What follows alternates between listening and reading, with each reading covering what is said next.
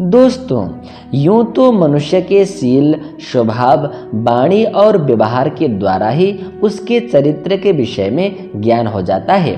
फिर भी आचार्य चाणक्य कहते हैं, स्वर्ग से इस संसार में आए हुए जीवों के शरीर में ये चार बातें उसके चिन्ह के रूप में रहते हैं। अर्थात उसके चार प्रमुख गुण होते हैं जिनको देखकर हम समझ सकते हैं कि ये स्वर्ग से आए हुए हैं।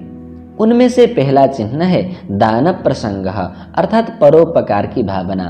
यदि किसी के मन में दूसरों के कष्ट को देख करके दया की भावना जगती है और साथ में सेवा करने की भावना जगती है तो समझना चाहिए कि ये मनुष्य स्वर्ग से आए हुए हैं। दूसरा लक्षण है मधुराच वाणी।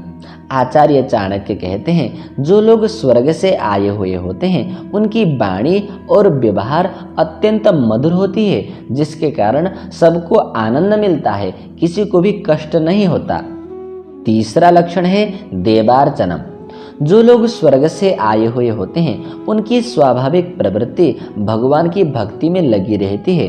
वे लोग भगवान की सेवा, पूजा, आरती और मंत्र जाप करने में मन को लगा सकते हैं। यदि ऐसा लक्षण दिखे तो समझना चाहिए कि ये भी स्वर्ग से ही आए हुए हैं। और चौथा है ब्राह्मण तर्पणम च। यदि कोई मनुष्य अपने से बड़े बुजुर्गों को देख करके झुक जाता है और उनकी सेवा करने में कभी भी पीछे नहीं हटता तो समझना चाहिए कि ये भी मनुष्य स्वर्ग से ही आया हुआ है। दोस्तों, इसी प्रकार के सद्गुण जिनके अंदर होते हैं उनको देखकर समझना चाहिए कि ये सब दैवी संपत्ति से युक्त हैं और ये सब स्वर्ग से ही आए हुए हैं।